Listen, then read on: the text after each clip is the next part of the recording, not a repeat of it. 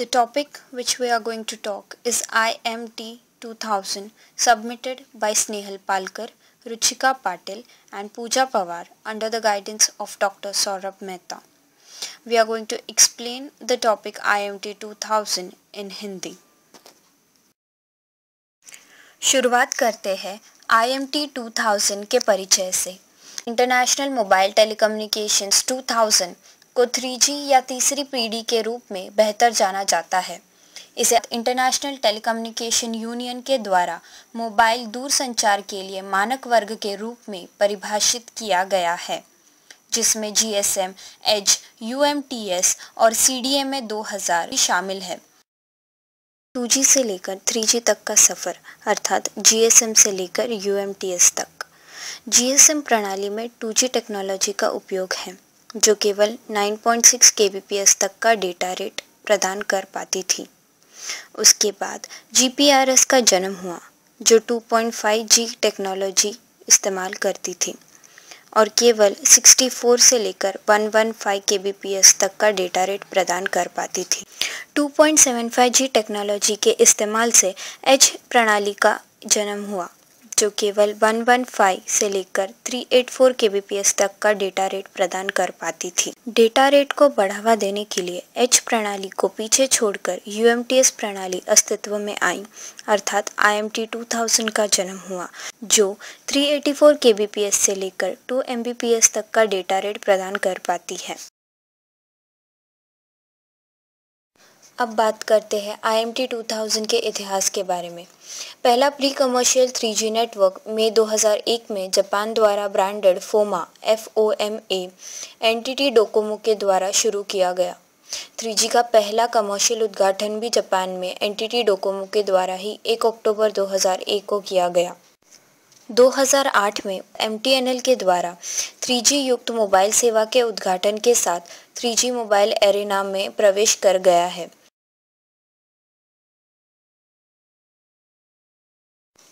हम यहाँ ये ग्राफ देख सकते हैं, जहाँ 2008 से लेकर 2015 तक 2G के साथ साथ 3G ग्राहक भी बढ़ चुके थे। 2008 की तुलना में 2013 में 40% ग्राहक 3G के लिए बढ़ चुके हैं और मानना है कि 2014-2015 तक ये और भी ज़्यादा प्रतिशत होंगे।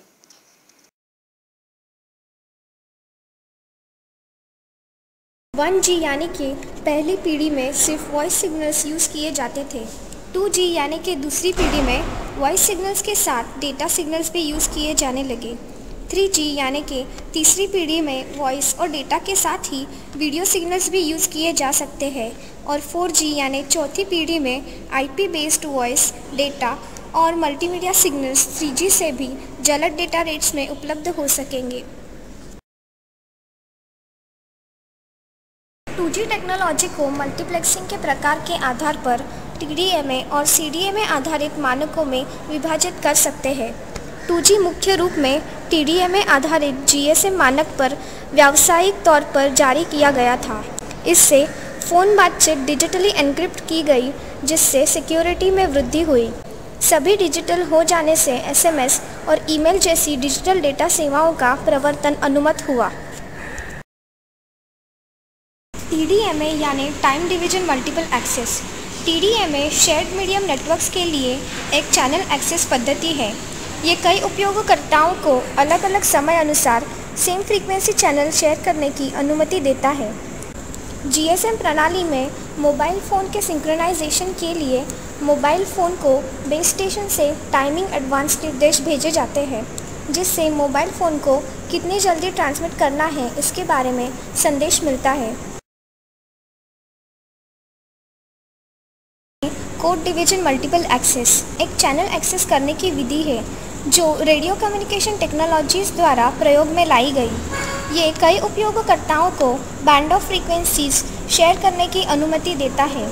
CDMA डेटा को डिजिटाइज करने के बाद उसे पूरी अवेलेबल बैंडविड्थ पर फैला देता है।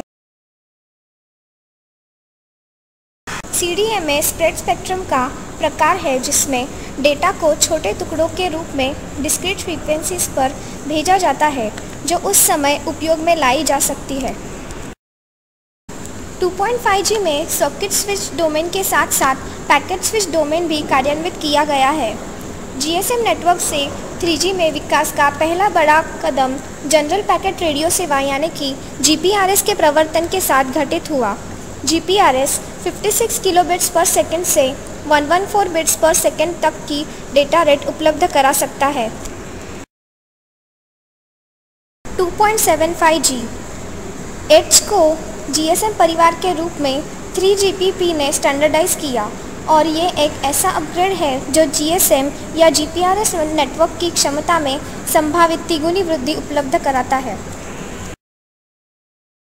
IMT 2000 या 3G स्थिर या चलते हुए उपयोगकर्ताओं के लिए न्यूनतम 2 मेगाबिट्स पर सेकंड की डेटा रेट और चलते हुए वाहन में 348 किलोबिट्स पर सेकंड की डेटा रेट प्रदान करने की क्षमता रखता है।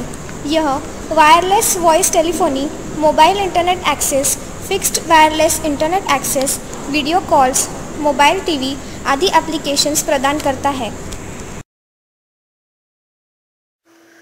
यूनिवर्सल मोबाइल टेलीकम्युनिकेशन सिस्टम को 4 हिस्सों में विभाजित किया गया है।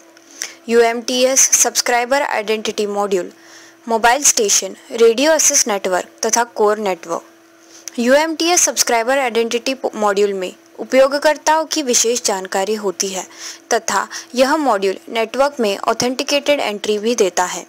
मोबाइल स्टेशन में रेडियो इंटरफेस अर्थात रेडियो ट्रांसमिशन और सर्विस कंट्रोलिंग और यूज़र इंटरफेस होता है। UMTS terrestrial radio access network को भी निर्दिष्ट करता है जो एकाधिक बेस स्टेशन से बना है, संभवतः अलग अलग जगहों के एयर इंटरफेस मानक और फ्रीक्वेंसी बैंड का उपयोग करता है। कोर नेटवर्क की 3 विशेषताएं हैं: ट्रांसपोर्ट फंक्शन, मोबिलिटी मैनेजमेंट तथा मेंबर डेटाबेस। UMTS के 4 डोमेन हैं: user equipment domain, infrastructure domain, access network domain और core network domain. User equipment एक ऐसा साधन है जो उपयोगकर्ताओं को UMTS नेटवर्क की सेवाएं इस्तेमाल करने की अनुमति देता है। यूज़र इक्विपमेंट के 2 हिस्से हैं: मोबाइल इक्विपमेंट डोमेन तथा user service identity module domain. Mobile equipment domain के 2 हिस्से हैं: मोबाइल टर्मिनेशन और terminal equipment.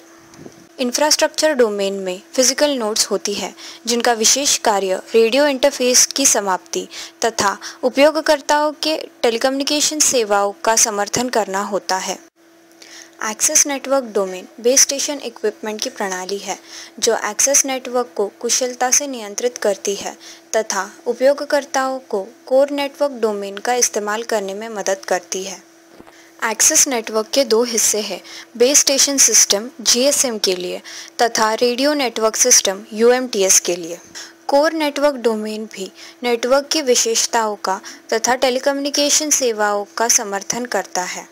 Core network domain के 3 हिस्से हैं: serving network domain, home network domain तथा ट्रांजिट नेटवर्क डोमेन। UMTS का फ्रीक्वेंसी स्पेक्ट्रम। UMTS अपलिंक के लिए 1920 से लेकर 1980 मेगाहर्ट्ज़ की अपलिंक फ्रीक्वेंसी प्रदान करता है तथा डाउनलोडिंग के लिए 2110 से लेकर 2170 मेगाहर्ट्ज़ की डाउनलोड फ्रीक्वेंसी प्रदान करता है। सैटेलाइट सेवाओं के लिए UMTS अपलिंक में 1980 से लेकर 2010 मेगाहर्ट्ज़ की अपलिंक फ्रीक्वेंसी प्रदान करता है तथा डाउनलोडिंग के लिए 2170 से लेकर 2200 मेगाहर्ट्ज़ की डाउनलोडिंग फ्रीक्वेंसी प्रदान करता है। अब हम बात करेंगे IMT 2000 के विशेषताओं के बारे में। IMT 2000 की 6 विशेषताएं हैं।